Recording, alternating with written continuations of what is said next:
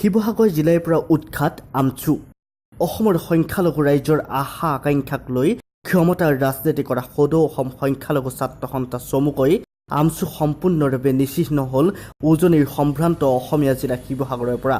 আমচুৰ কেন্দ্ৰীয় সভাপতি সম্পাদক তথা জিলা সভাপতি ফৰিদ ইছলামৰ নেতৃত্বত কেইটামান দিনৰ পূৰ্বে আমচু ত্যাগ কৰা জিলাখনৰ সকলো নেতাকৰ্মীয়ে দেওবাৰে আনুষ্ঠানিকভাৱে ঐক্য সেনা অসমত যোগদান কৰে। শিৱসাগৰ নগৰৰ সমীপৰ কোঁৱৰপুৰ শাস্ত্ৰীজী হাইস্কুল খেলপথাৰত দেওবাৰে ঐক্য সেনাৰ সভাপতি সঞ্জীৱ মহন্ত আৰু সাধাৰণ সম্পাদক ছাহিদুৰ ইছলামৰ উপস্থিতিত প্ৰাক্তন আমচু নেতাকৰ্মীসকলে ঐক্য সেনাত যোগদান কৰে।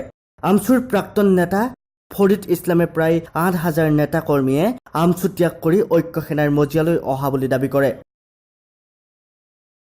বিশাল যোগদান সমাৰোহৰ মুকলি সভাত জ্যেষ্ঠ অধিবক্তা নেকিবুৰ জামানে মুখ্য অতিথি হিচাপে উপস্থিত থাকে আৰু অসমৰ তথাকথিত সংগঠন আৰু সেই সংগঠনসমূহৰ নেতাসকলক কঠোৰ ভাষাৰে সমালোচনা কৰে।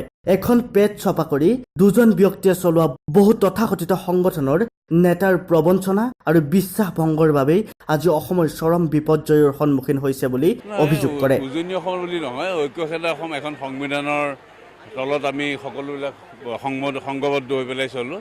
আমি একতাৰে চলোঁ, জাতি বৰ্ণ ধৰ্ম নিৰ্বিশেষে সকলোৱে আমাৰ মাজত আছে।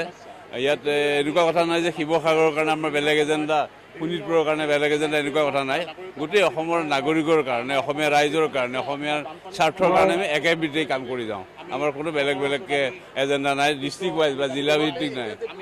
এই তথাকথিত নেতাসকলে নেতা হোৱাৰ স্বাৰ্থতে মানুহক জাতি ধৰ্ম আৰু বৰ্ণৰ নামত বিভক্ত কৰি নিজ স্বাৰ্থ সিদ্ধি কৰে। সামগ্ৰিকভাৱে অসমৰ জাতীয় সমস্যা সমাধান তথা জাতীয় অস্তিত্ব ৰক্ষাৰ বাবে সকলো জাতি জনগোষ্ঠী একত্ৰিত হোৱা অতিশয় প্ৰয়োজন বুলি জামানে প্ৰকাশ কৰে। ঐক্য সেনাৰ সভাপতি সঞ্জীৱ মহন্তই অসমৰ দুটা প্ৰধান সমস্যা সমাধানৰ বাবে সেনাই অনাগত সময়ত পদক্ষেপ গ্ৰহণ কৰিব বুলি ব্যক্ত কৰে।